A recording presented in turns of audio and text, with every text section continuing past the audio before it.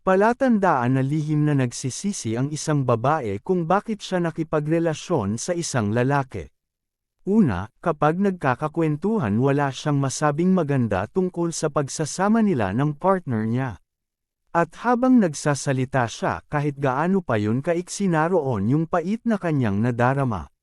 Na kahit hindi niya man sabihin mahahalata mo talagang nagsisisi siyang nakisama siya sa partner niya.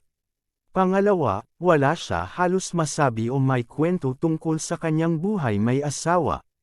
Mas masaya pa niyang ikinikwento ang kanyang kabataan kaysa noong magkasama na silang dalawa ng partner niya. Pangatlo, ang sexual na usapin sa kanya ay purong obligasyon na lamang at wala ng iba. Pang-apat, palagi mong maririnig sa kanya na mas gusto niya ang buhay ng nag-iisa kaysa may kasama. Hindi man niya direktang sabihin subalit halatang pinagsisisihan niya ang desisyon niyang pakisamahan ang partner niya.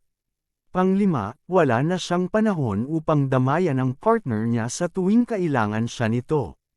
Pang-anim, mas hinahangaan niya ang partner ng iba kaysa sa partner niya.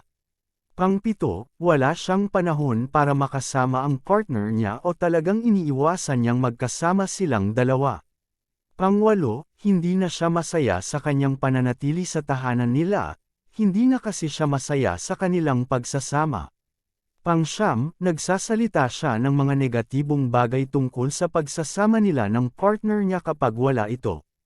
Pang-sampu, iniiwasan niyang mapag-usapan ang kanyang buhay may asawa.